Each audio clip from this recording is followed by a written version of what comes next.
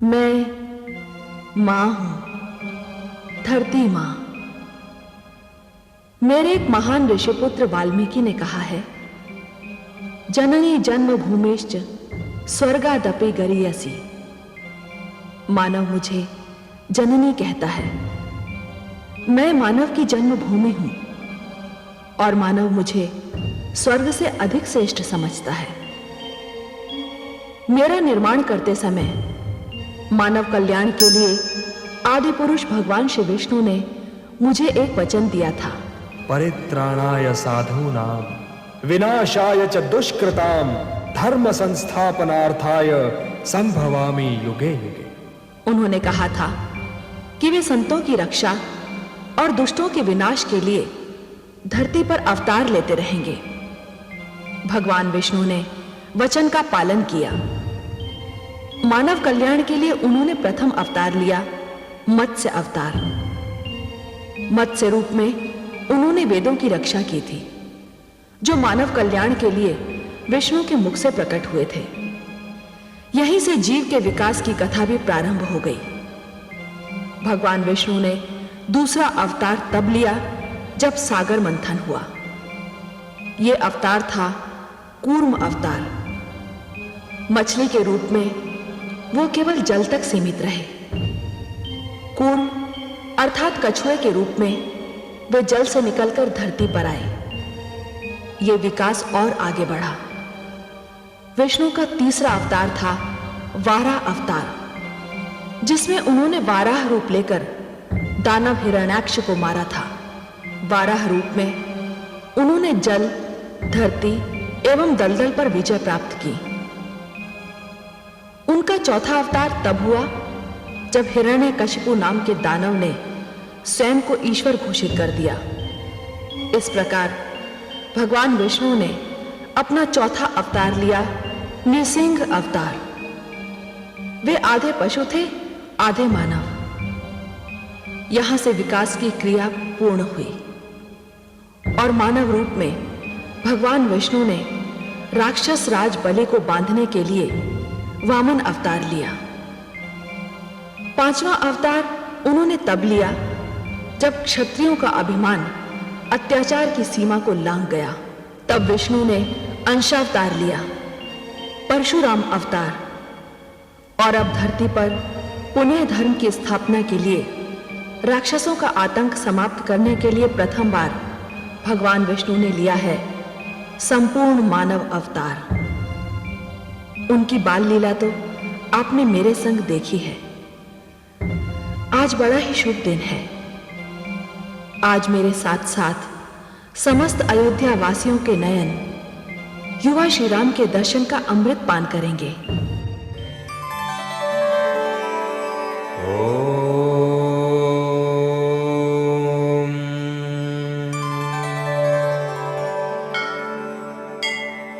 ध्यायेत् सूर्यमनंत शक्ति किरणम् संविन्मयं भास्करम्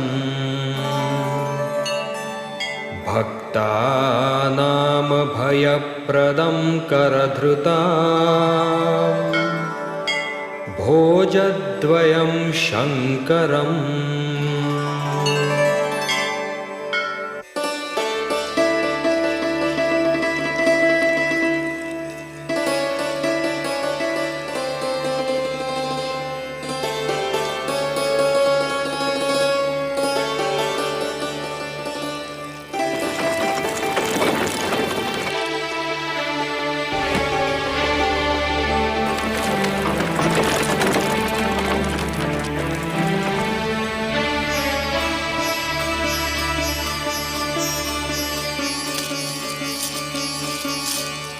महामंत्री सुमंत आए। लिवाने आए हैं। ये मेरे राम को ले जाएंगे। मोह अंधकार होता है देवी, और यह हम आश्रमवासियों को शोभा नहीं देता। ममता को मोह मत कहिए, स्नेह को अंधकार मत कहिए स्वामी। वो भी श्री राम का स्नेह, वो तो सारे संसार की क्रूर से क्रूर भी माता के हृदय में ममता का मोह भर दे। मैं राम की विदाई न देख पाऊंगी। मैंने इन चारों राजकुमारों को पहले ही विदा का आशीष दे दिया है। मैं राम की विदाई न देख पाऊंगी।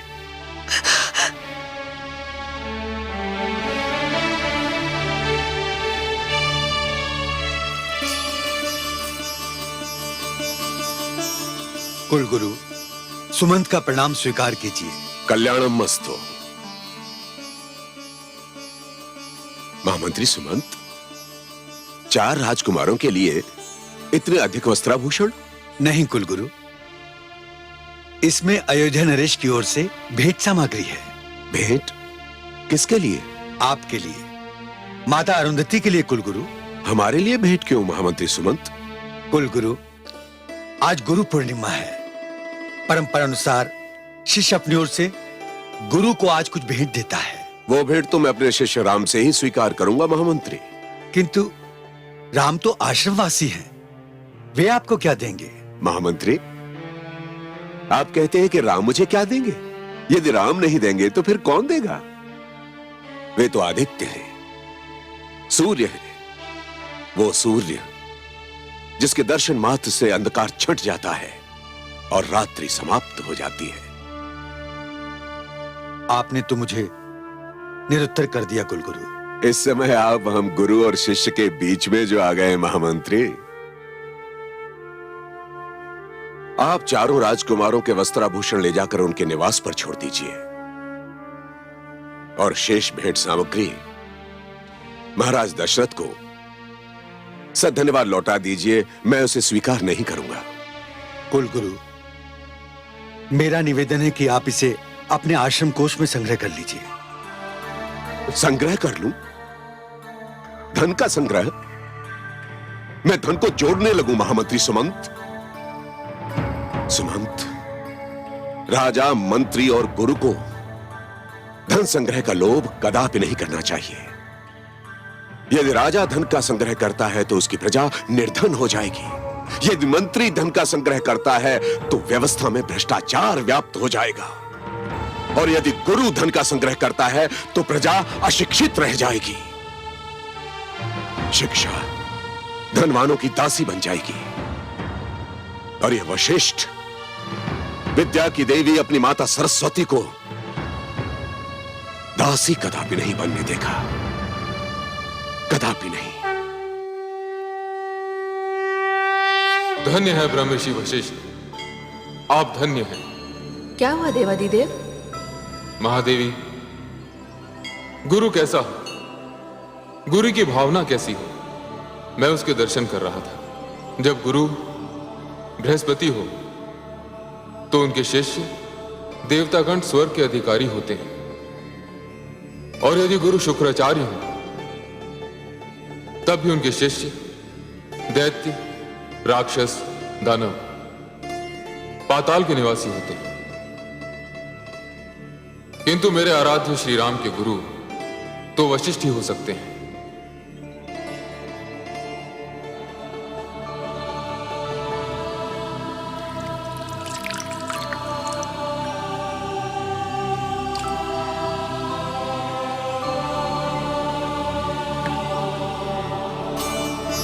ये अर्घ आपने किसको दिया स्वामी?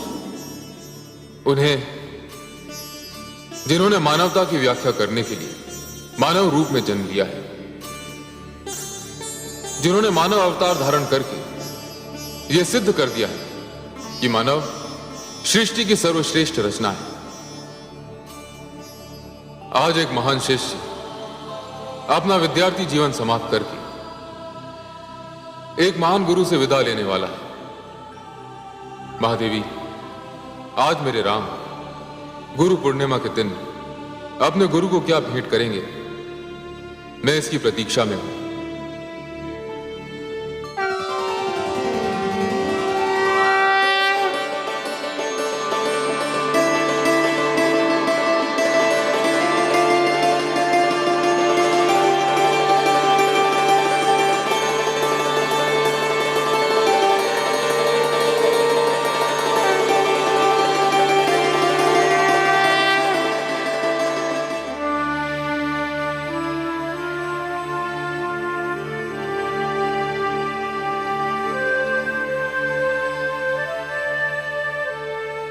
प्रणाम गुरुदेव। ओजस्वी भव, यशस्वी भव। गुरुदेव, सूर्य देव के समक्ष आपको देखकर मैं तो एक भ्रम से मुक्त हो गया। कैसा भ्रम वत्स? गुरुदेव, मैं सूर्यदेव से यह प्रार्थना कर रहा था कि वे अपनी उन तेजस्वी किरणों को समेट लें जिनके तेज के प्रकाश में नेत्र बंद हो जाते हैं और ढके हुए सत्य के दर्शन नहीं होते। किंतु वो सत्य तो आप हैं गुरुदेव, क्योंकि सत्य ज्ञान है। समस्त जगत को प्रकाशित करने वाले सैकड़ों सूर्य मिलकर भी अज्ञान के अंधकार को नहीं मिटा सकते गुरुदेव। भगवान आदित्य नारायण ने तो मेरे नेत्रों को प्रकाश दिया है, किंतु आपने मेरे हृदय, मेरी आत्मा एवं मेरी चेतना में प्रकाश भर दिया है। ओजस्वी भव, मनस्वी भव। राम हो न, सर्वत्र रमे हुए हो। वत्स, परंपरानुसार जो प्रश्न मैं तुमसे पूछने आया था उसका उत्तर तो मुझे मिल गया। आज गुरु पूर्णिमा के दिन तुमने अपने गुरु को भावों के जो पुष्प भेंट किए हैं वे अनमोल है वत्स। गुरुदेव, मेरा तो सर्वस्व आपका है, इसलिए गुरु पूर्णिमा की भेंट तो आपको मुझसे लेनी ही होगी। मैं जानता हूं गुरुदेव कि आप मुझसे बहुत अधिक स्नेह करते हैं, किंतु आज का प्रश्न मेरे शिष्य जीवन के लिए महत्वपूर्ण है। मैं बिना परीक्षा दिए उत्तीर्ण नहीं होना चाहता गुरुदेव। राम, आज तुम्हारे गुरुकुल जीवन का अंतिम दिन है। मैंने बाल्यकाल से तुम्हें देखा है, समझा है। शिष्य की परिभाषा तुम पर समाप्त हो जाती है। प्रश्न के उत्तर के रूप में यदि तुम मुझे कुछ भेंट करना चाहते हो तो बताओ, गुरु क्या है? गुरु की आवश्यकता क्या है? जिस प्रकार सूर्य के उदय ना होने से रात्रि का अंधकार नहीं मिट सकता, उसी प्रकार बिना गुरु के अज्ञान का अंधकार कभी नहीं मिट सकता गुरुदेव। एक अशिक्षित व्यक्ति तो जीवित होते हुए भी एक शव के समान होता है, जिसके लिए विद्या और ज्ञान जीवनदायी अमृत है, और गुरु ही वो अमृत कलश हैं जिनमें ज्ञान रूपी अमृत भरा हुआ रहता है। गुरु एक नन्हे से बालक ध्रुव को महान बना सकते हैं, जिसके समक्ष स्वयं ईश्वर को भी झुकना पड़ता है। गुरु हिरण्यकशिपु जैसे ईश्वर विरोधी राक्षस के घर ईश्वर भक्त प्रहलाद को जन्म दे सकते हैं। गुरु ही तो धर्म और कर्म की व्याख्या करते हैं। यदि आपने मुझे अपना शिष्य स्वीकार न किया होता गुरुदेव, तो इस राम को कैसे ज्ञात होता कि मानव जीवन केवल 4 सिद्धांतों, 4 आदर्शों पर चलकर पूर्ण हो सकता है। ये 4 सिद्धांत और 4 आदर्श कौन से हैं वत्स? गुरुदेव, प्रथम आदर्श है सत्य का मार्ग, सत्यम वद। दूसरा आदर्श है धर्म का आचरण, धर्मंचर। धर्मात्मा केवल वही व्यक्ति हो सकता है गुरुदेव जो मर्यादा का पालन करता है। इसीलिए मेरे लिए मर्यादा ही धर्म का दूसरा नाम है। गुरुदेव, जहां मर्यादा नहीं हो वहां धर्म नहीं है। तीसरा आदर्श है आत्मनिरीक्षण, स्वाध्याय। स्वाध्यायान मां प्रमदः। जब व्यक्ति स्वयं के अंतर में झांक कर देखता है गुरुदेव, तब उसे अपने उत्तरदायित्व का ज्ञान होता है, जिसका पालन अवश्य होना चाहिए। और चौथा एवं अंतिम आदर्श है अपने लक्ष्य का ज्ञान, और उस लक्ष्य की प्राप्ति के लिए सही दिशा का ज्ञान। यदि दिशा सही हो गुरुदेव, तो लक्ष्य बड़ी सरलता से प्राप्त हो सकता है। अन्यथा एक दिशाहीन व्यक्ति आजीवन भटकता रहता है गुरुदेव। वत्स राम, गुरु ने तो सिद्धांत बता दिए, ये मार्ग दिखा दिया, परंतु सिद्धांतों का पालन करना और इस मार्ग पर चलना भी तो आवश्यक है। यदि शिक्षा को जीवन में न उतारा जाए तो उसका क्या लाभ है वत्स? तुम अपने जीवन में इस शिक्षा को उतारो। यही इस वशिष्ठ के लिए गुरु पूर्णिमा की भेंट होगी। गुरुदेव, आज ये दाशरथी राम आपको वचन देता है कि जीवन भर सत्य के मार्ग पर चलूंगा। परिणाम जो कुछ भी हो, सदैव मर्यादा का पालन करूंगा। किसी भी मूल्य पर अपने अंतर से अपनी दृष्टि कभी नहीं हटाऊंगा। अपने उत्तरदायित्व के पालन में कोई बाधा नहीं आने दूंगा। दिशा ज्ञान के बिना किसी भी पथ पर पग नहीं रखूंगा, और जिस पथ पर पग रखूंगा अपने लक्ष्य की प्राप्ति तक चलता रहूंगा। स्वयं के प्रिय से प्रिय की पुकार पर भी पीछे मुड़कर कभी नहीं देखूंगा। हे गुरुदेव, आज गुरु पूर्णिमा के दिन ये राम की गुरु दक्षिणा है। स्वीकार कीजिए गुरुदेव, स्वीकार कीजिए। आज शरयू के तट पर यह राम का दृढ़ संकल्प है।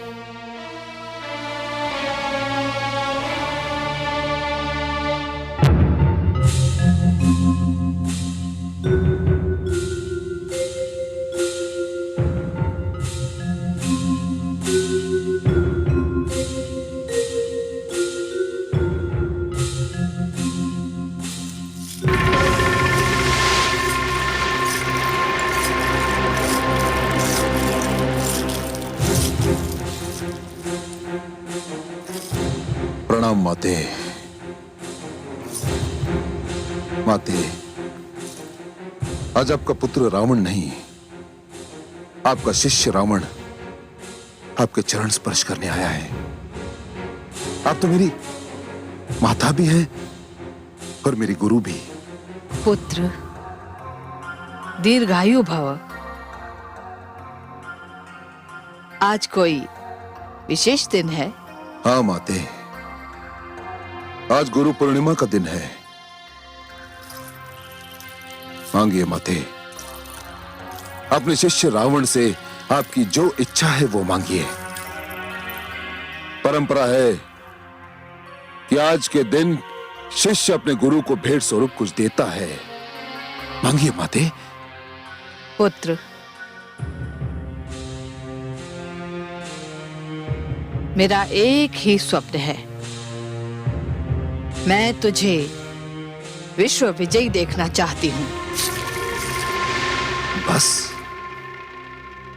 इतनी छोटी सी भेंट माते? नहीं पुत्र, ये मेरी इच्छा है। यदि कुछ देना चाहता है तो एक वचन दे दे। आज्ञा करे माते। पुत्र, आज के पश्चात गुरु पूर्णिमा की बात मेरे समक्ष कभी मत करना। मैं तुझ में तुम्हारे पिता के संस्कार देखती हूं तो भयभीत हो जाती हूं। वो तुझे ऋषि बनाना चाहते थे, परंतु मैंने तुझे राक्षस राज रावण बना दिया है। पुत्र, मानव दुर्बलता से अपने आप को दूर रखना, यही मेरी इच्छा है। तो ठीक है माते, आज के पश्चात आप ये शब्द मेरे मुख से कभी नहीं सुनेंगी, कभी नहीं। माते, मैं अपने पिता का पुत्र नहीं हूं, मैं तो अपनी माता का पुत्र हूं। मैं देवताओं और मानवों का घोर शत्रु हूं और सदैव रहूंगा। यह लंकापति रावण का वचन है आपसे माते।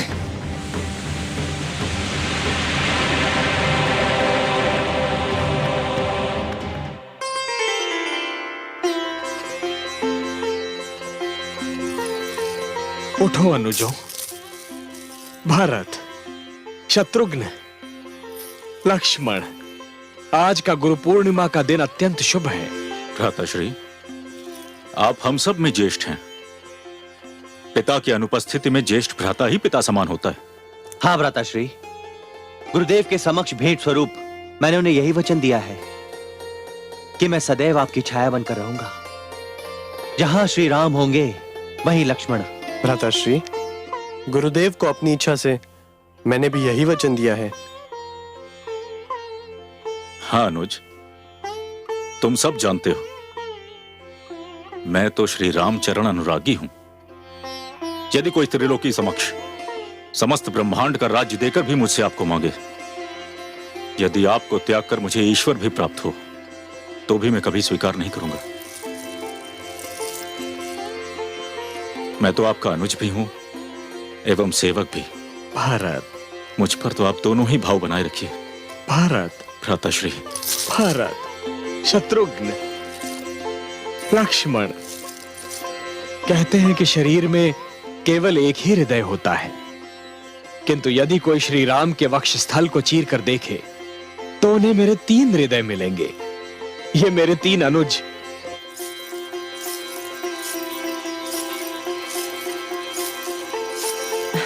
प्रणाम महाराज।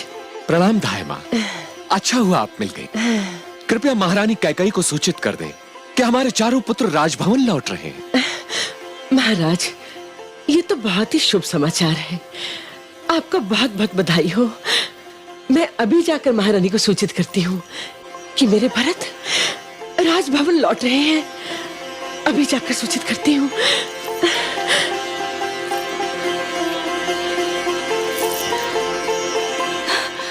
क्या मेरे राम राजभवन लौट रहे हैं? मैं तुम्हें भरत के लौटने की सूचना दे रही हूँ। एक ही तो बात है ना धाई माँ, आज तो समस्त अयोध्या में उत्सव मनाया जाना चाहिए। मैं दीदी कौशल्या के कक्ष में जाती हूँ।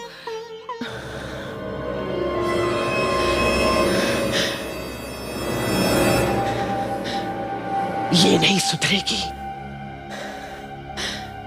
राम के लौटने से बहराई जा रही है। भरत के लौटने की कोई प्रसन्नता नहीं।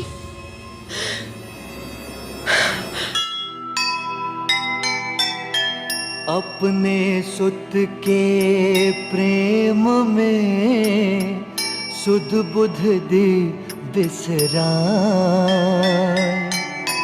हुआ दृष्टि से दूर वो माँ को कुछ न सुहाए।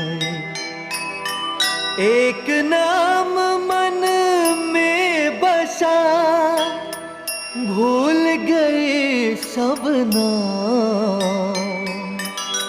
नाम किसी का लीजिए, सुने के कई राम,